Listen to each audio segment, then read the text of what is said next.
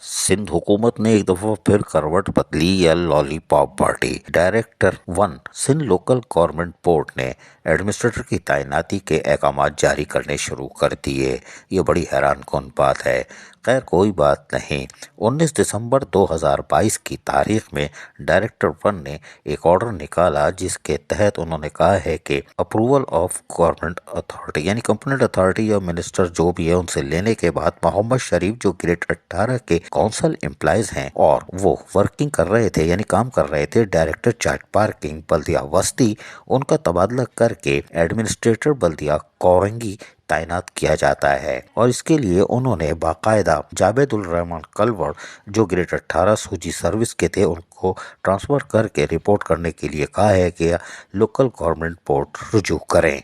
कोई बात नहीं, लेकिन ये बड़ी हैरानकुन बात है कि चीफ सेक्रेटरी सिंध ने गुज़िश्ता एक ऑर्डर के तहत इनको लोकल गवर्नमेंट के हवाले किया था 3-4 अफसरान को। मोहम्मद शरीफ खान यकीनी तौर पर एक सीनियर ऑफिसर हैं और बल्दिया वस्ती में तवील अरसे से फराइज अंजाम देते आ रहे हैं, लेकिन ट्रांसफर पोस्टिंग पर पाबंदी और बल्दियाती इलेक्शन के ऐलान के बाद यकीनी तौर पर इलेक्शन कमीशन इसका नोटिस ले सकता है, क्योंकि बल्दिया उस्मा कराची में इंटरनली 4-5 अफसरान के तबादले का नोटिस लेते हुए फौरी तौर पर इलेक्शन कमीशन हरकत में आ गया था, जबकि जमात इस्लामी और पीटीआई इस बात का पहले ही अंदिया दे चुकी है कि वो सियासी सरकारी अफसरान की एडमिनिस्ट्रेटर तैनाती कबूल नहीं करेंगे। और बैरिस्टर मुर्तज़ा वहाब को भी इसीलिए हटाया गया था क्योंकि इलेक्शन सर पे था और अदालत जा सकती थी जमात इस्लामी और पीटीआई, और फिर वहां पर बैरोक्रेट्स को तैनात किया गया था। लेकिन अब ये बैरोक्रेट्स तो तैनात हो रहे हैं, यकीनी तौर पर ये सरकारी मुलाजिम अफसरान है और ये तवील अरसे से बल्दियाती इदारों में फराइज भी अंजाम दे रहे हैं, लेकिन चूंकि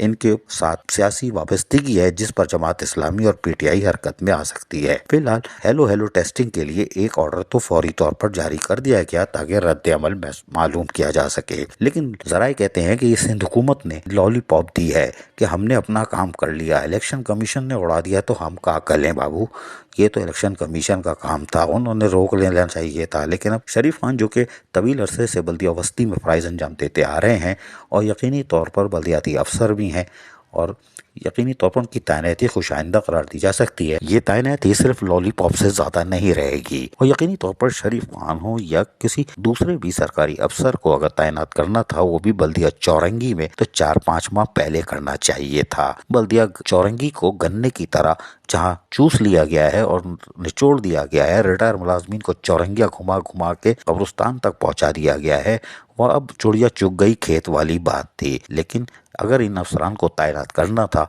तो कम से कम 3 से 4 माह पहले करना चाहिए था ताकि मुआहदे पे अमल दरामद भी हो जाता और यकीनी तौर पर कुछ बेहतरी भी आ जाती बल्दिया चौरंगी समेत दीगर डीएमसी इसमें। लेकिन ये सिर्फ और सिर्फ एक लॉलीपॉप है सिंध हुकूमत की तरफ से और वो सुरखरू हो गई ऑर्डर निकाल के। लेकिन इन अफसरान के लिए अभी खतरा 48 घंटे में मुतवक्को है। इलेक्शन कमीशन या तो नोटिस ले सकता है, क्योंकि अगर ये कल चार्ज लेंगे तो वो कल इलेक्शन कमीशन नोटिस के तहत ऑर्डर निकल वापस का ऑर्डर दे सकता है, वरना जमात इस्लामी और पीटीआई अदालत का रुख करने के लिए पहले ही अंदिया दे चुकी है। अजीज आरिफ, केबीएस बल्दियाती न्यूज़ कराची। ऐसी ही खूबसूरत वीडियोस फ्यूचर में हासिल करने के लिए रेड बटन पर क्लिक करके और बेल आइकॉन को प्रेस करके हम सबके सब्सक्राइबर बनना मत भूलिए।